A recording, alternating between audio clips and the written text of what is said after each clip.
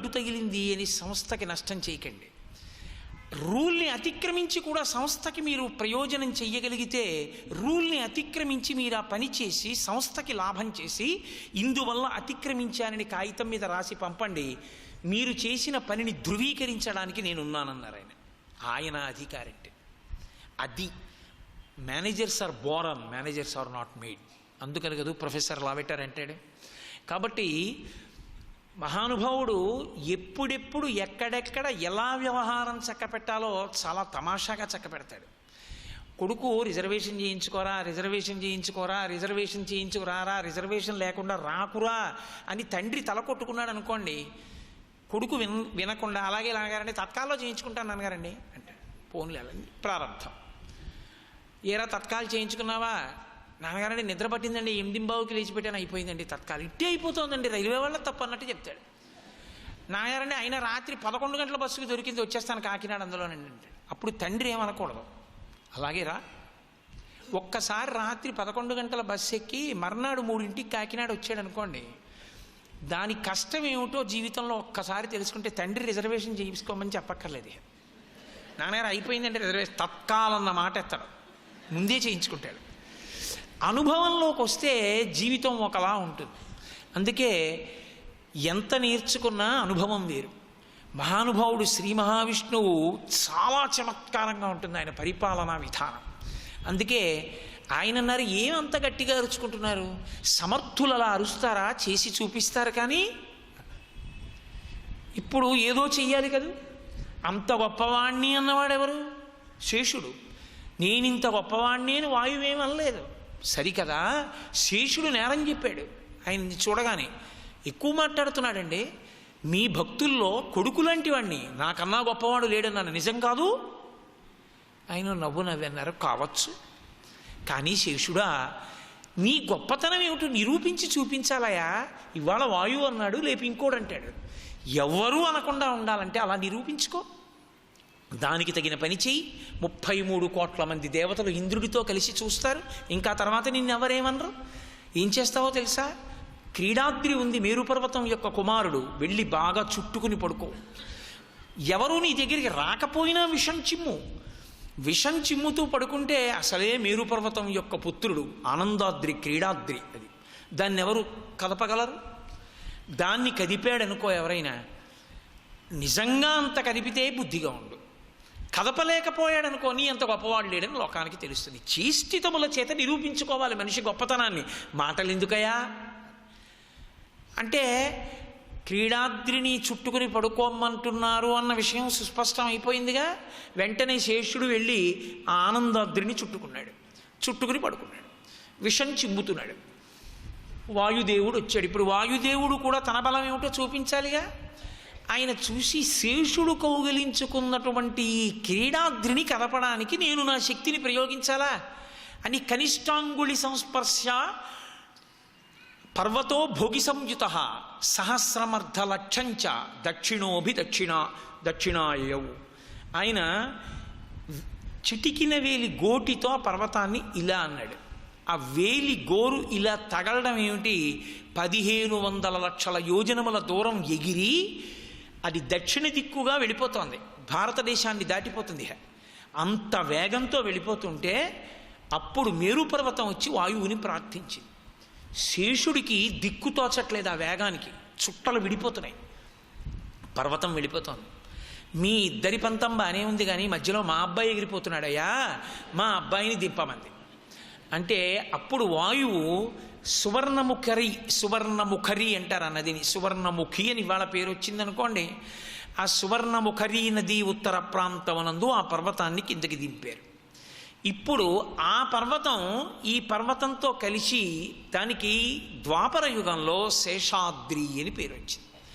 అప్పుడు శేషుడు బుద్ధి తెచ్చుకుని, నాది పొరపాటు అయిపోయిందయా, ఇక నుంచి ఎప్పుడూ పెద్దల్ని చూసి అధిక్షేపించి మాట్లాడను అని చుట్టలు విప్పుకుని వైకుంఠానికి వెళ్ళి పరమ మర్యాదతో వినయంతో జీవించడం ఆయన నేర్చుకున్నాడు. ఎందుకంటే జీవితంలో ఒక్కొక్క సంఘటన మనిషి చక్కటి పద్ధతిని పొందడానికి కారణమవుతుంది. మంచిదే, అలా జీవితం మారడం మంచిదే. అసలు మారడం కోసమే ఈశ్వరుడు గురువు ఉన్నారు. గతంలో నేను చేసే చాలా తప్పులు చేసిన వాడినండి అంటే చీచీ చీచీ చీచీ అన్నాడు అనుకోండి, గురువుగారు అక్కర్లేదు లోకానికి. గురువు ఎందుకు? గతంలో తప్పులు చేసి ఇప్పుడు మారదామనుకున్న వాడికి అవకాశం ఇవ్వడానికే గురువు ఉన్నాడు. గతంలో ఎన్నో పాపాలు చేశాను ఇప్పుడు మారదామనుకుంటున్నానన్న వాడిని క్షమించడానికి ఈశ్వరుడు ఉన్నాడు. అబ్బెబ్బే అలా ఏం కుదరదండి అంటే ఇంక ఈశ్వరుడు ఎందుకు? చేసిన పాపమే అనుభవిస్తే దరిద్రం వదిలిపోయాయి. కాబట్టి ఈశ్వరుడు గురువు ఉన్నది ఎందుకు అంటే కల్మషాలని కడగడానికే. కల్మషం అన్నది లేదనుకోండి, ఈ 2 స్థానాలు ఖాళీ. లోకంలో అందరూ ధర్మంతోనే ఉండి, లోకంలో అందరూ పుణ్యంతో ఉండి, లోకంలో అందరూ శాస్త్ర మర్యాదనే పాటిస్తున్నారు అనుకోండి, గురువుగారు ఎందుకు, ఈశ్వరుడు ఎందుకు? ఈ 2 ఎందుకున్నాయంటే కల్మషంతో ఉన్నవాళ్ళు ఉన్నారు కనుకని. కాబట్టి ఉదారుడై ఉండాలి గురువు అనడానికి కారణం అదే. డాక్టర్ గారి దగ్గరికి వచ్చినవాడు పొద్దున్నుంచి రాత్రి వరకు ఎవరు వస్తారు? కన్ను నొప్పి, కాలు నొప్పి, వెన్ను నొప్పి, కడుపు నొప్పి, ఇంకో నొప్పి అంటూ వచ్చేవాళ్లే వస్తారు. రాత్రి 8 అయిపోయిన తర్వాత వచ్చి ఎవరో కూర్చుని డాక్టర్ గారండి ఏమిటో కంఠంలో నొప్పిగా ఉంటుందండి అంటే పొద్దున్నుంచి వచ్చిన ప్రతి వాడు ఇదే మాట్లాడతాడు, ఒక్కడ సినిమా గురించి చెప్పడం అని డాక్టర్ గారు విసుక్కున్నాడు అనుకోండి, అసహ్యంగా ఉంటుంది. డాక్టర్ గారి దగ్గరికి వెళ్ళేవాడు వైద్యం కోసం పెడతాడు కానీ సినిమా గురించి చెప్పడానికి పెడతాడా? వెళ్ళడు. తన శరీరంలో కష్టం చెప్పడానికే పెడతాడు. గురువుగారి దగ్గరికి వెళ్ళేవాడు అయ్యా నేను ఇలా పాపభూయిష్టమైన జీవనంలో పడిపోతున్నాను, నేను ఎలా మారను అని అడగడానికే పెడతాడు. ఈశ్వరుడి దగ్గరికి వెళ్ళినవాడు అయ్యా ఎన్ని పాపాలు చేశానో లెక్కలేదు, అజ్ఞానినామయా దోషాన్ అశేషాన్ విజాన్ హరి క్షమస్వత్వం క్షమస్వత్వం శేషశైల శిఖామణి అని అడగడానికి పెడతాడు. చీచి చీచి చీచి అన్ని పాపాలు చేశావా, పో పక్కకంటే ఈశ్వరుడు ఎందుకు? కాబట్టి ఈశ్వరుడు గురువు ఎందుకుంటారు అంటే మార్చడానికే ఉంటారు. అప్పుడు విష్ణువు చేసిన పనిని మీరు శ్లాఘించవలసి ఉంటుంది. శేషుడు మహానుభావుడు అవడానికి కారణమవుతాం. అంతేగాని అది పట్టుకుని అదే పనిగా శేషుడిని అనరాని మాటలంటూ కూర్చుంటే మనం పాడవుతాం. ఎక్కడి వరకు అక్కడ వరకు అంతే. కాబట్టి ఇప్పుడు అది ద్వాపరే శేషశైలంతు సువర్ణముఖరి అని నేను మాట అన్నాను కదూ, అదొక అద్భుతమైనటువంటి నది. వెంకటాచల పర్వతానికి దగ్గరలో ఉంటుంది. ఆ సువర్ణముఖరి నదికి ఇటువైపు శ్రీకాళహస్తి, అటువైపు వెంకటాచల పర్వతము. సువర్ణముఖరి అగస్త్య మహర్షి తీసుకొచ్చారు. భగీరథుడు ఉత్తరంలో గంగను ఎలా తీసుకొచ్చాడో దక్షిణంలో అగస్త్య మహర్షి తీసుకొచ్చారు. పార్వతీ కళ్యాణం జరుగుతున్నప్పుడు భూమి అంతా వంగిపోతే పరమేశ్వరుడు అగస్త్య మహర్షిని ఒక్కరిని దక్షిణ దిక్కు కెడితే భూచక్రము నిలబడుతుందని పంపించారు. అప్పుడు ఆయన వచ్చి శ్రీకాళహస్తి దగ్గర ఉన్నటువంటి ఒక పర్వత శిఖరం మీద కూర్చుని తపస్సు చేశారు. అగస్త్య శిఖరము అంటారు దాన్ని. అప్పుడు అశరీరవాణి పలికింది, ఇక్కడ అన్నీ ఉన్నాయి కానీ జీవనది లేదు, నీ తపశ్శక్తితో ఒక జీవనదిని తెమ్మంది. జీవనదిని ఇవ్వాలి అంటే బ్రహ్మగారిది అధికారం. తపస్సు చేస్తే బ్రహ్మగారు ప్రత్యక్షమై గంగ యొక్క ఒక అంశని విడిచిపెడుతున్నారు. అంశ ప్రవహిస్తుంది నీ వెంట, కాబట్టి నువ్వు ముందు నడు, నీ వెనక నది వస్తుందన్నారు. అప్పుడు అగస్త్య మహర్షి నడిచినటువంటి మార్గంలో దిక్కులను ప్రకాశింపచేస్తూ వెళ్ళినటువంటి ప్రవాహం గనక సువర్ణముఖరి అని పేరు. సువర్ణముఖరి అన్న పేరు ఈ భూమండలంలో మీరు ఎక్కడైనా నించుని ఒకసారి స్మరించినా సువర్ణముఖరి కానీ వెంకటాచలం కానీ ఎటున్నాయో అటు తిరిగి నమస్కారం చేసినా ఉత్తర క్షణంలో మీ పనికి ప్రతిబంధకముగా నిలబడిన పాపము దహింపబడుతుంది. అంత శక్తివంతము సువర్ణముఖరి. స్మరిస్తే చాలు, అంత శక్తివంతం ఆ నది. అటువంటి నది ఇవాళ అక్కర్లేనివన్నీ చేసేసి అటువంటి నదీ ప్రవాహాలన్నింటినీ కూడా మనం పాడు చేసేసుకున్నాం. సువర్ణముఖరి ఒక్కొక్కసారి శ్రీకాళహస్తి వెళ్ళి ఆ నదీ ప్రవాహం వంక చూస్తే బాధే కలుగుతుంది, చుక్క నీరే ఉండదు. ఆఖరికి ఆ నదిలోంచి వాహనాలు వెళ్ళడానికి దారి కూడా ఏర్పడిపోయింది ఈ మధ్య. కనుక ఆ పర్వతం ద్వాపర యుగంలో శేషశైలము అని పిలవబడింది. కృతే వృషాద్రిం వక్ష్యంతి త్రేతాయాం అంజనాచలం ద్వాపరే శేషశైలంతు కలౌ శ్రీవేంకటాచలం. కలియుగంలో దానికి వెంకటాచలము అని పేరు. కలియుగంలో దాన్ని వెంకటాచలము అని పిలవడానికి ఒక ప్రత్యేకమైనటువంటి ఆఖ్యానాన్ని ఒకదాన్ని చెప్తారు. ఎప్పుడైనా మీరు కొంచెం జాగ్రత్తగా పరిశీలించండి. పురాణాంతర్గతముగా ఒక ఆఖ్యానం ఇచ్చినప్పుడు పాడైపోయినవాడు అన్నవాడు ఎవరి చరిత్ర అయినా చెప్తే ఎవరి చరిత్ర చెప్తారంటే ఒక బ్రాహ్మణుడి చరిత్రే చెప్తారు తప్ప ఇంకెవ్వరి గురించి చెప్పరు. ఎందుకు చెప్పరో తెలుసా అండి? ఏమంటే ఎప్పుడు వాళ్ళ గురించి చెప్తారు ఏంటంటే ఆ బ్రాహ్మణుడు పాడైపోయాడు, ఈ బ్రాహ్మణుడు పాడైపోయాడు, ఇంకో బ్రాహ్మణుడు పాడైపోయాడు, ఏదో ఆ కాశీపట్నంలో ఒక బ్రాహ్మణుడు ఉండేవాడు, లేకపోతే ఉజ్జయిని నగరమనందు బ్రాహ్మణుడు ఉండేవాడు, వాళ్ళే దొరికారా? ఇంకెవరు ఉండరా, ఆయన గురించే మాట్లాడతారు ఎందుకండి అనుకుంటారేమో. బ్రాహ్మణోస్య ముఖమాసీత్, బ్రాహ్మణుడు పరమ పవిత్రమైనటువంటి జీవితాన్ని, పరమ తృప్తితో కూడినటువంటి జీవనాన్ని గడపాలి. శాస్త్రీయమైనటువంటి జీవితాన్ని నిరంతరము గడపడానికి ఉద్యుక్తుడై ఉండాలి. శరీరము ఖేదపడినా కూడా లోకమునకు శాస్త్రాన్ని ప్రబోధం చెయ్యడానికే బ్రాహ్మణ జన్మ పనికి రావాలి. కేవలము భోగం అనుభవించడానికి వచ్చినటువంటి బ్రాహ్మణ జన్మ కన్నా తుచ్చమైన జన్మ ఇంకొకటి ఏ జన్మ లేదు. నేను కాదు, శాస్త్రం నిర్ధారించింది.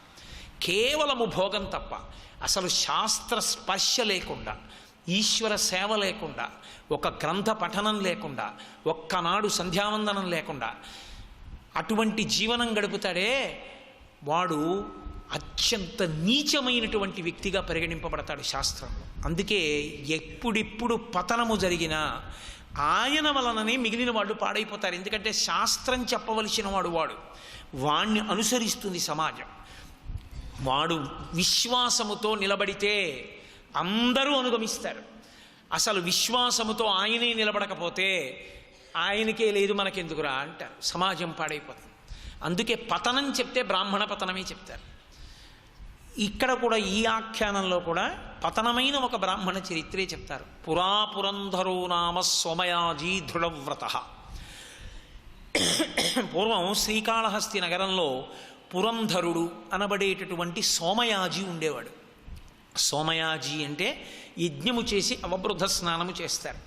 అలా స్నానం దంపతులు కూర్చొని చేస్తారు. మీరు ఎప్పుడైనా చూశారో లేదో నాకు తెలియదు, అలా చేశారో లేదో చేసి తీరాలి. జన్మాంతరంలో తప్పకుండా యజ్ఞం చేసి అవబృధ స్నానం చెయ్యాలి. అలా చేయకపోతే మనుష్య జన్మకు అర్థం లేదు. ఇంకా అలా చేసినటువంటి వాడెవరో ఆయన్ని సోమయాజీ అని పిలుస్తారు. అలా 100 చేస్తే సోమయాజీ. ఆయన ఎన్నో యజ్ఞములు చేశాడు.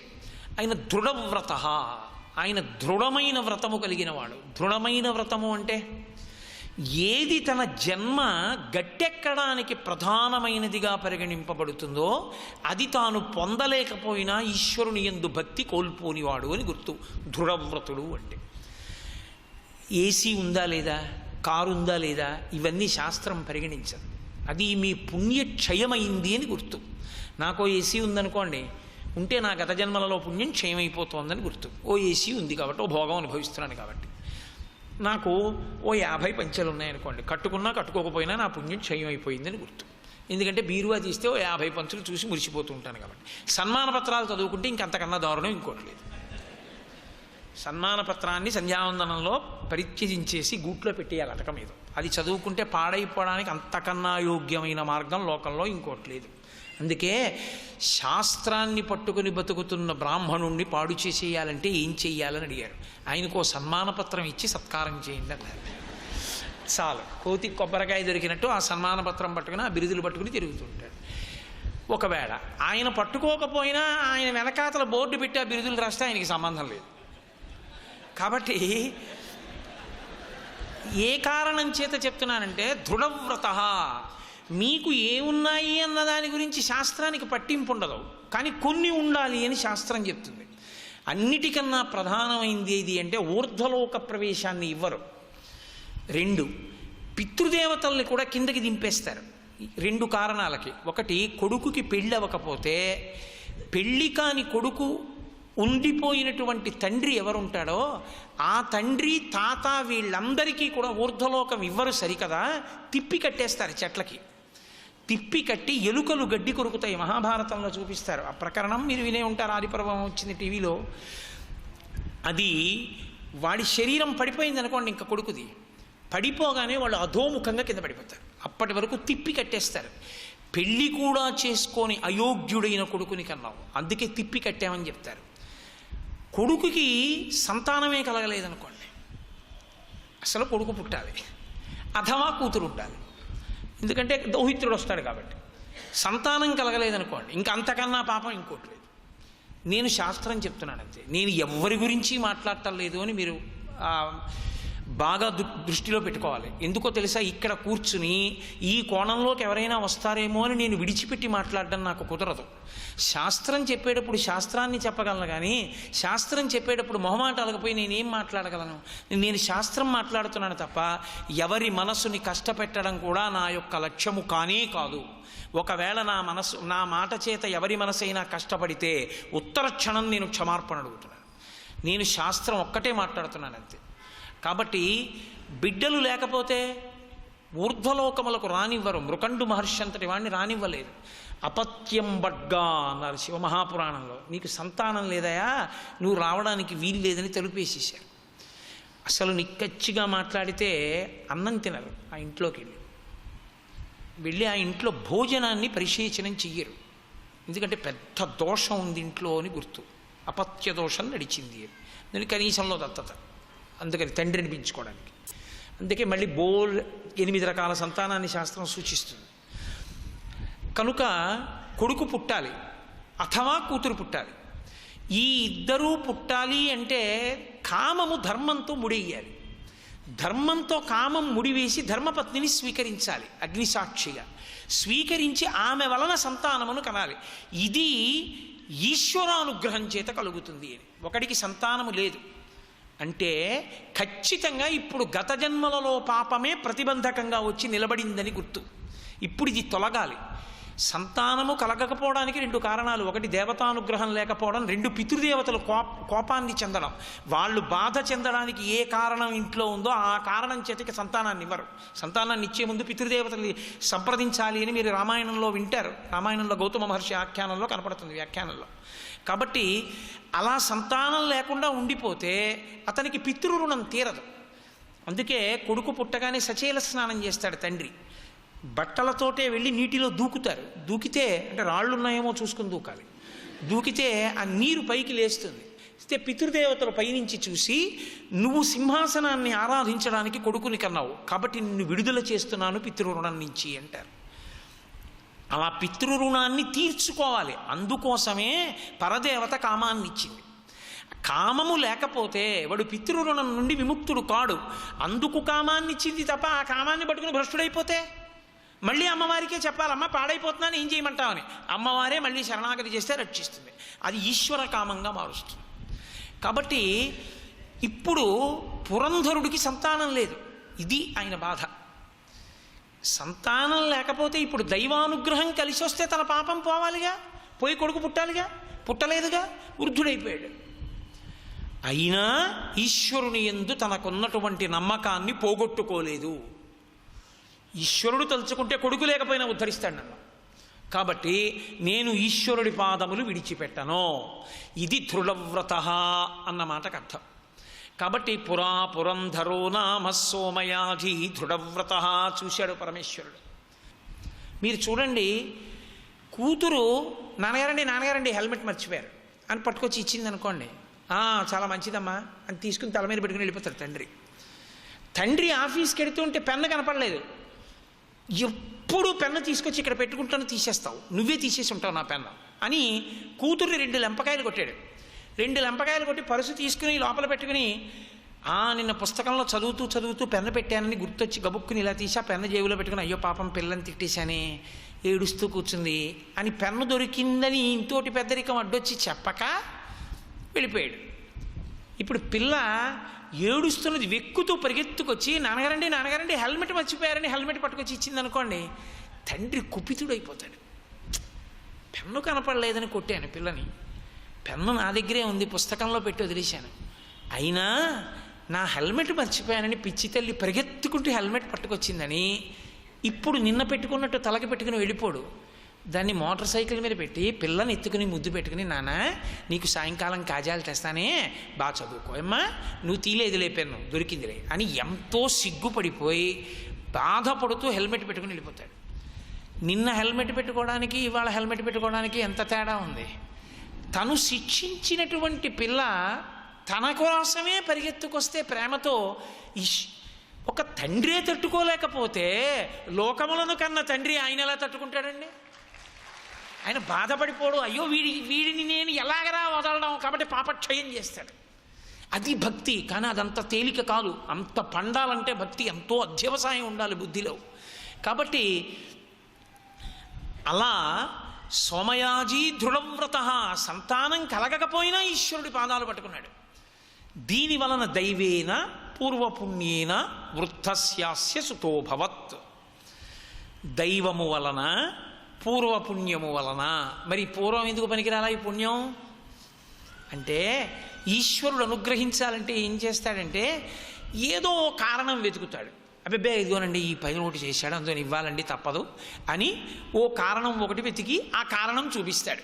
అందుకే గడుసుతనంగా ధూర్జటి కాళహస్తీశ్వర శతకం చేస్తూ శ్రీశైలే శుభజింతునో యభవు కాంచీనాథు సేవింతునో కాశీవల్లభ కల్వబోధన మహాకాళేషు పూజింతునో నా శీలం మణువైన మేరు మణుచున్ రక్షింపవే నీ కృపా శ్రీ శృంగార విలాసహాసములచే శ్రీకాళహస్తీశ్వర అంటే. నేను శ్రీశైలం వెళ్ళలేదు, కాశీ వెళ్ళలేదు, కంచి వెళ్ళలేదు, నేనేమీ వెళ్ళలేదు. మరి నీ పుణ్యం ఏమిటంటావేమో, నేనేమీ వెళ్ళలేదని చెప్పేశాను. ఏమీ వెళ్ళలేదని ఎంత నిజాయితీగా చెప్పావురా అని ఈ ఒక్క పుణ్యాన్ని అడ్డుపెట్టి నాకు ఎంత ఉపకారమైనా నువ్వు చేసేలేవా అన్నాడు. ఇప్పుడు లెక్కల టీచరే అమ్మ, లెక్కలు తప్పినవాడే కొడుకు. ఎంత సౌకర్యం. పిలిచి ఏమిట్రా బుద్ధిహీనుడా, 5 3 8 5 3 8 వేసావు, బాగుంది. 8లో 3 తీస్తే 3 వేసావు. 5 3 8 అయితే 8లో 3 తీస్తే 5 అవుదరా అని ఒక్క లెంపకాయ కొట్టి లెక్కల మాస్టర్ అబ్బాయిని పేరు కూడా సిగ్గుచేటు రబ్బర్ పట్రా చెరిపించేసా, ఇదే ఇచ్చి పాస్ చేయించేసా. అలా చేశాడని నేను అంటలేదు. లెక్కల మాస్టర్ అబ్బాయి లెక్కలు పాస్ అయిపోవడం ఎంత తేలికో, ఈశ్వరానుగ్రహం పొందినవాడు ఈశ్వరుడి దగ్గర కోరిక తీర్చుకోవడం అంత తేలిక. ఇప్పుడు ఏదో పుణ్యాన్ని అడ్డుపెట్టాడు, కొడుకైనందుకు పాస్ అయిపోయినట్టే పుణ్యాన్ని అడ్డుపెట్టి ఏదో పుణ్యం. పాపం ఎంత చూడండి ఎంత నమ్మకంతో ఉన్నాడండి, అందుకు ఇచ్చేస్తున్నాను కొడుకుని ఇచ్చేసాడు. ఇప్పుడు ఆయన వరకు ఆయన తరించిపోయాడు, మంచి కొడుకు పుట్టాడు. మాధవుడు అని పేరు పెట్టుకున్నాడు. మాధవుడు అంటే లక్ష్మీదేవి యొక్క భర్త. మా అంటే లక్ష్మి, ధవ అంటే విభుడు భర్త అని. మాధవ ఎంతో సంతోషంగా ఉంది. చక్కగా పిల్లాడికి వేదం చెప్పించాడు, త్రికాల సంధ్యావందనం చేస్తున్నాడు. అగ్ని శిఖ ఎలా ఉంటుందో అటువంటి నడవడి, చక్కటి జీవితం, ఎంతో సంతోషంగా ఉన్నాడు. ఆయనకి ఒక మంచి ఉత్తమురాలైనటువంటి కన్యని తీసుకొచ్చాడు, వివాహం చేశాడు. ఇద్దరూ ఎంతో సంతోషంగా కాలక్షేపం చేస్తున్నారు. తండ్రి గారు ఎంతో సంతోషిస్తున్నాడు. కొడుకు కోడలు ఇంకా నా జీవితానికి ఇంతకన్నా ఏం కావాలని సంతోషంగా ఉన్నాడు. కొడుకు యవ్వనంలో ఉండి కూడా బహుధర్మాత్ముడు, శాస్త్రములకు కట్టుబడినవాడు. కలియుగం వచ్చింది. ఇప్పుడు కలిపురుషుడి గొప్పతనం ఎప్పుడండి? ఇలా బాణం వేసేటప్పటికి పడిపోయేవాడిని గెలిచాడు అనుకోండి కలిపురుషుడు, ఆయనకి అది పెద్ద గొప్పగా ఎందుకు ఉంటుంది? ఎవరిని పడగొడితే కలిపురుషుడికి గొప్పగా ఉంటుందంటే, ఎప్పుడూ భగవంతుడి పాదములను మాత్రమే పట్టుకుని శాస్త్రాన్ని పట్టుకుని అలాగే బతుకుతానన్నవాణ్ణి కలిపురుషుడు పడగొట్టేశాడు అనుకోండి, అప్పుడు ఆయనకి సంతోషం. సర్వం శ్రీ ఉమామహేశ్వర పరబ్రహ్మార్పణమస్తు. స్వస్తి.